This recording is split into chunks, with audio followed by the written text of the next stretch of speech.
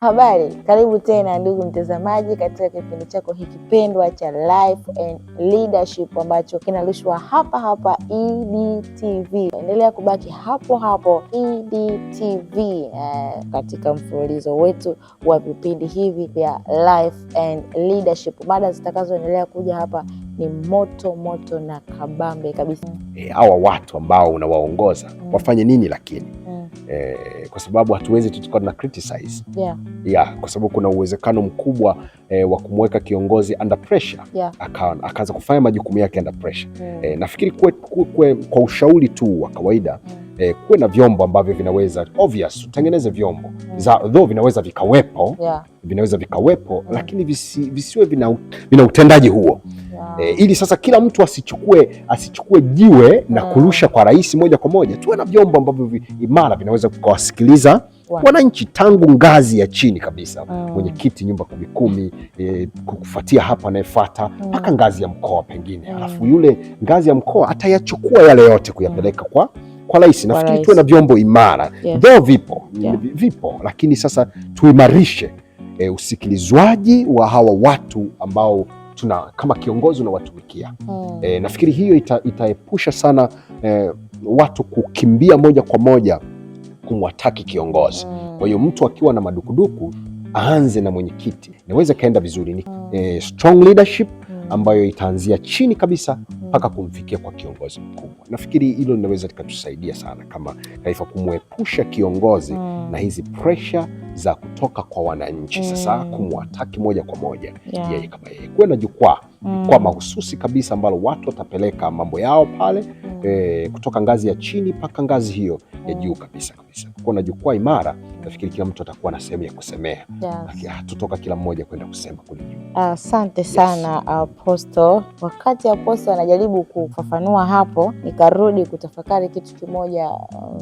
Kwenye taasisi kubwa hizi ukiingia, kuna sehemu zimewekwa box na zimeandikwa boksi za maoni. Sijui kama watu tunazitumia ipasavyo.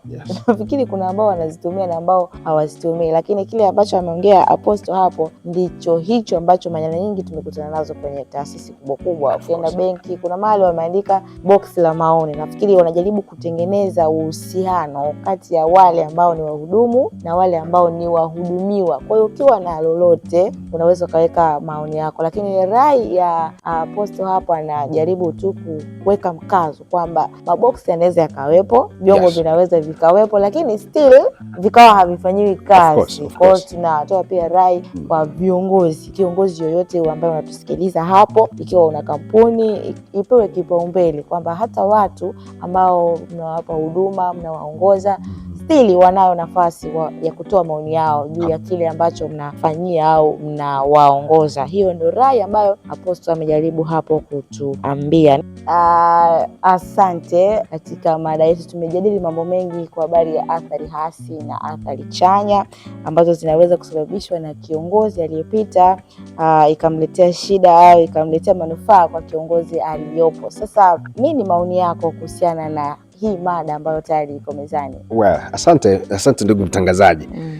Kiukweli ukiniuliza maoni, labda niwe na maoni mawili katika swala hili. Kwanza nafikiri niwe na maoni kwa kiongozi, lakini pia niwe na maoni kwa wale wanaoongozwa. Sasa nafikiri kwa kiongozi, maoni yangu kwanza, kiongozi lazima aweke ukaribu. Ukaribu kama ambavyo tumekwisha kusisitiza. Kiongozi lazima uweke ukaribu na wale unaowaongoza. Kwa sababu kiongozi unatokana na watu. Kwa hiyo kinachokutenganisha kwa wakati huo ni ule uongozi ambao watu wamekupa kuwaongoza. Kwa hiyo kiongozi lazima uweke ukaribu na watu, kuwasikiliza matakwa yao, nini wanataka, kusikiliza maoni yao, nini wanataka. Na kwa namna hii tumejaribu kushauri hapo mwanzo kwamba wanaweza kaweka majukwaa ambayo ni very strong kabisa, kutoka ngazi ya chini kabisa, ngazi ya mtaa mpaka ngazi ya mkoa. Kuweka majukwaa strong, very strong. Kwenye Biblia tunaona pale kulikuwa kuna kiongozi alikuwa anaitwa Moses. Moses alikuwa anawaongoza wana wa Israel. Na wakati kazi ya uongozi ikawa ni nzito sana kwake. Kwa hiyo baada ya kazi nzito sana ya uongozi aliyokuwa anaifanya Moses, nafikiri alipata mkwe ambaye alikuwa amepata hekima ya kimungu, akajaribu kumshauri kwamba kwa nini usiweke viongozi ambao watasimamia toka ngazi ya chini, toka 10, toka 100, maelfu na kuendelea. Kwa hiyo hiyo itakurahisishia Moses kuweza kupata maoni kutoka ngazi ya chini kabisa. Kwa hiyo mimi ni shauri tu kwamba kuwe na ngazi ama majukwaa ambayo yapo strong, yenye viongozi strong, hata kama yapo pia tunajua kwamba yapo, lakini yaimarishwe ili sasa maoni ya wananchi yasikilizwe. Kuwe na majukwaa ya mara kwa mara kuwafikia wananchi. Viongozi wafike mara kwa mara kwa wananchi. Kwa sababu matatizo ni yako kila siku. Yaepukiki hapo kila siku. Lakini jambo la pili pia nijaribu kushauri kwa hawa wanaoongozwa. Embu kuifike wakati tuepuke mambo ya kutoa pressure kwa viongozi. Kutoa pressure kwa viongozi, kuwa pressurize katika utendaji wao. Nikisema kutoa pressure nafikiri unaelewa, kuwashinikiza kwa baadhi ya mambo tofauti. Kwa hiyo pia, kwa sababu kiongozi ni mwanadamu pia, anafanya pale yuko ni nafasi tu amepewa, lakini kiongozi mwanadamu, hiyo inaweza kapelekea ikamtoa kiongozi kwenye nafasi na akakuta anayatendea mambo yale manne ambayo nimeeleza hapo mwanzo, anayatendea vibaya. Anaweza akaharibika tabia, anaweza akaanza kutumia power aliyonayo vibaya, ndivyo. Pia anaweza hata yale maono, vision, asiitimize sawasawa kwa sababu tu yuko anafanya kazi under pressure. Kwa hiyo nitoe rai kwa hao wanaoongozwa, raia, wananchi, ama kwenye taasisi na kiongozi. Kwa hiyo nitoe tu rai kwamba kuepuka hizi pressure tunazoweza kuwapa viongozi ili kuacha sasa watimize majukumu yao sawasawa. Kwa hiyo hayo ni maoni yangu mimi kama mchambuzi wa mambo hayo. Asante sana. Asante sana Apostle. Ndugu mpenzi mtazamaji, Apostle ametoa maoni yake kuhusiana na mada harisi iliyoko mezani hapa. Kwa haraka naomba nikutajie maoni ambayo ametuambia. Swala la kwanza, amezungumza kwa habari ya ukaribu kati ya viongozi na watu wake. Pawepo na ukaribu, pawepo na mahusiano imara kati ya viongozi na watu ambao anawaongoza ili kuweza kuimarisha au kuenenda sambamba na maono ambao wamejiwekea. Lakini kitu kingine ametoa ushauri kwamba tusitoe pressure wale ambao ni wanaoongozwa sasa, waongozwaji. Tusiwe na pressure, tusiwe pressurize viongozi. Tuwaache wafanye majukumu yao. Pale ambapo wanafanya kwa usahihi, basi tuwaache waweze kufanya kwa usahihi. Asante sana Apostle. Hayo yalikuwa ni maoni ya Apostle Alfayo. Naomba nirudi hapa kwa mwalimu. Mwalimu, pia ninaamini na wewe utakuwa na maoni kadhaa kuhusiana na mada ambayo tayari iko mezani. Nini maoni yako kuhusiana na hili mwalimu? Ndio, kwa kuhitimisha binafsi nataka niseme mambo matatu makubwa. Jambo la kwanza ambalo nataka nilizungumze, nitalipeleka mahususi kabisa kwa ajili ya viongozi. Itakuwa ni kwa ajili ya viongozi kabisa, na la pili sasa litakuwa ni kwa ajili ya wananchi, na la tatu litakuwa ni kwa ajili ya watu wa kati sasa ambao wamewekwa kwenye nafasi kwa ajili ya kutafsiri maono ya kiongozi. Kwa viongozi wawe na maono wakati wote. Wawe na maono kwa sababu maono ni muhimu.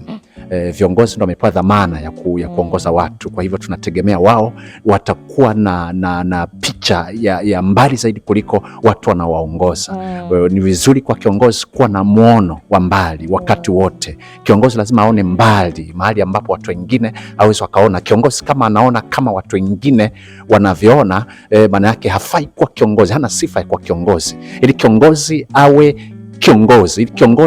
awe tofauti na watu wengine, lazima kiongozi kwa namna zozote zile awe na picha ya mbali, awe na mtizamo wa tofauti na watu wengine anawaongoza. Lakini pia kwa watu ambao wanawekwa na kiongozi kwa ajili ya kumsaidia, wao wahakikishe wakati wote wanakuwa na tafsiri sahihi maono ya kiongozi wao. Kama kiongozi ana vision ya kuhusu kilimo, wao wahakikisha sasa wanatafsiri sawasawa vision ya kiongozi wao. Kama ni kuhakikisha mbegu zinapatikana kwa wakati, wahakikishe mbegu zinapatikana kwa wakati. Kama ni mashamba yanalasimishwa ili kuondoa migongano, wahakikisha wanafanya hayo ili wakulima wafanye kazi yao vizuri. Kama watatenga maeneo ya wakulima na wafugaji ili wafugaji wasiingie kwenye maeneo haya ya wakulima, watenge hayo ili tu kuhakikisha yale maono ya kiongozi hayaathiriki wakati wowote, ili tupate matokeo tunatakiwa kuyapata. Kama itatokea watapwaya mahali popote, kuna uwezekano kwa kutokutenda kwao kama wanavyopaswa kutenda wakaathiri moja kwa moja maono ya kiongozi, na mwisho wa siku kiongozi akawa na maono, lakini kwa kweli maono yake yakawa hayawi halisi. Si kwa sababu kiongozi ataki maono yake yawe halisi. Hapa katikati kuna watu ambao wanashindwa kutafsiri vizuri maono ya kiongozi. Na kwa wananchi ni wananchi wawape ushirikiano viongozi wao kwa kadri inavyotatikana. Wawaheshimu viongozi wao, wawasikilize viongozi wao, wajue ni watu wanaojitoa, hawalali kwa ajili yao, wanahangaika kwa ajili yao, wanakesha wakati mwingine kwa ajili ya kuhakikisha wanapata mema ili waifurahie nchi yao na taifa lao. Hayo kwa kweli nilitaka niyazungumze ili tuwe na taifa zuri, safi, ambalo kwa kweli litakuwa taifa ambalo kila mtu anatamani kukaa na kuishi kwalo. Asante sana mwalimu. Nipende kuwashukuru sana wachambuzi wetu wa siku ya leo. Maoni yametoka hapa kutoka kwa mwalimu, ametoa maoni yake mazuri kwa habari ya viongozi wawe na maono. Viongozi wawe na maono. Wewe kama ni kiongozi, ni vizuri kutembea katika maono. Mwalimu amesema vizuri kwamba kiongozi yoyote anapaswa kuwa ana muono mkubwa kuliko ambao wanaongozwa, na hiyo ndio sifa kubwa ya kiongozi. Ni vizuri kuwa na maono ambayo yatawafanya watu wakuone you are very smart. Lakini pia ametoa ushauri mwingine kwa habari ya watu wanaongozwa, kutoa ushirikiano. Waongozwaji na wao pia waweze kutoa ushirikiano. Amezungumza swala la kutendea kazi maono ya kiongozi. Maana kiongozi akishakuwa na maono hatawajibika peke yake kuyatimiza yale maono, ila wale ambao wanaongozwa wakionyesha ushirikiano katika kuyatimiza yale maono, maana yake kama ni taasisi, kama ni nchi, inaweza ikafika mahali ambako wamekusudia wao kufika. Asante sana wachambuzi wangu kwa maono mazuri hayo. Na wewe pia mpenzi mtazamaji, kama unayo maono ambayo unaweza ukatoa hapo kuweza kushauri kulingana na mada hii ambayo iko mezani, tunaamini kabisa wapo viongozi ambao watatazama kipindi hiki na wao waweze kupata maoni yako kama mtazamaji. Tunayaheshimu sana maoni yako na tutayazingatia sana kuyafikisha mahali ambako yanapaswa kufika. Na tunakushukuru sana kwa kuwa pamoja na sisi. Tunaamini kabisa mada iliyokwenda kuzungumzwa hapa na namna fulani imeweza kufungua ufahamu wako kwa upana zaidi katika masuala ya uongozi, kama ambavyo wachambuzi wameweza kuelezea kindaki kabisa. Wameweza kuelezea kwa undani kabisa mambo kadha wa kadha ambayo tunaweza kujadili hapa. Niendelee tu kutoa rai kwako, usisahau kuendelea kusubscribe channel hii, usiache kulike, usiache kucomment, usiache kushare ili iweze kufikia watu wengi, ili watu wengi waendelee kunufaika hapa katika channel yetu hii ya ED TV. Karibu sana, tunakushukuru kwa kuwa pamoja na sisi. Asante sana sana sana.